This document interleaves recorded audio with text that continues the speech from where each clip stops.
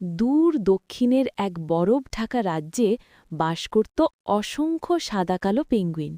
তারা একসাথে হাঁটত, খেলত আর শান্তভাবে কাটাত তাদের তুষারময় দিনগুলো।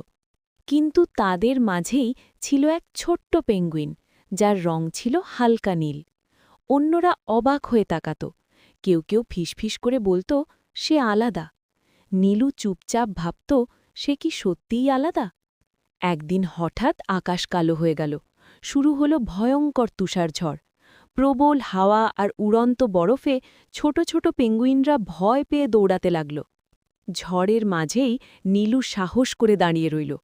তার ছোট্ট বুক ভরা সাহস নিয়ে সে চিৎকার করে বলল, আমার পেছনে আসো। সাদা বরফের মাঝে নীলুর উজ্জ্বল রং স্পষ্ট দেখা যাচ্ছিল। একে একে সব পেঙ্গুইন তার পেছনে হাঁটতে শুরু করল। নীলু তাদের নিয়ে এগিয়ে চলল নিরাপদ আশ্রয়ের দিকে। অবশেষে তারা পৌঁছল এক বরফ গুহায়, যেখানে উষ্ণ সোনালি আলো ছড়িয়েছিল চারদিকে। ভেতরে ঢুকেই সবাই স্বস্তির নিঃশ্বাস ফেলল। ছোট পেঙ্গুইনরা আবার হাসতে শুরু করল।